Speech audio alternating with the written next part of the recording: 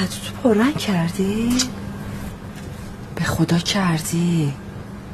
فقط چشاشو. وای آره چه چشی شده آبه. خب یه چش تو رو دادم بزنن ها. برق میزنه. عکسه بود تو صفحه کرج گرفتیم. خودشه.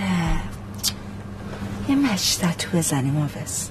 مش تتو چی؟ دو تتو که کامل میکنن همون. مثلا من یه قفل میزنم توی کلید تتو کن. دستتو بیا.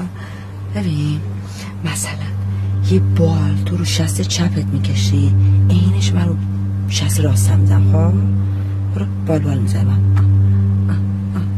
بیا چیکار کردی دوباره؟ خوشگل شدم. مشکل سگ چه عجب از این برا اومد پیشم. جرا لات بازی و داد زدن سر یه ذره بدبخته. چرا بیشتر کامنت های پستای من شده راجع به این پسر میخورمت خدا شاهده سوء استفاده شده تفاهم شده. هیجان میخورمت تو فیلم اونجوری برداشت میشه، چپ میکنه تو فیلم اونجوری برداشت میشه. چند بار تو این خیابونه این کارو میکنی ها؟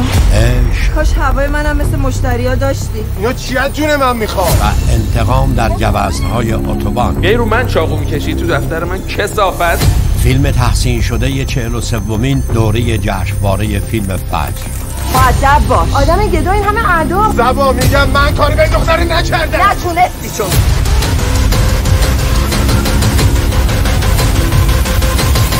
اومده بودن درز بگیرن این کثافتو.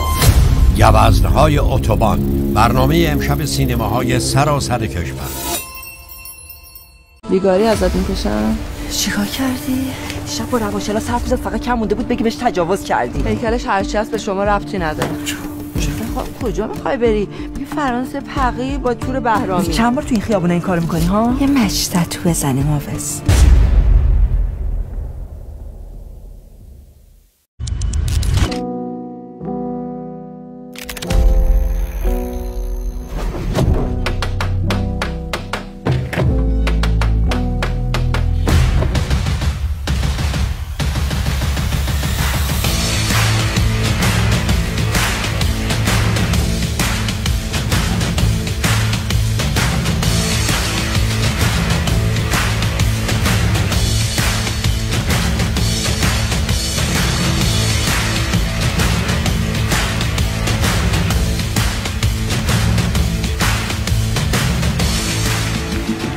سلام، شب همگی بخیر.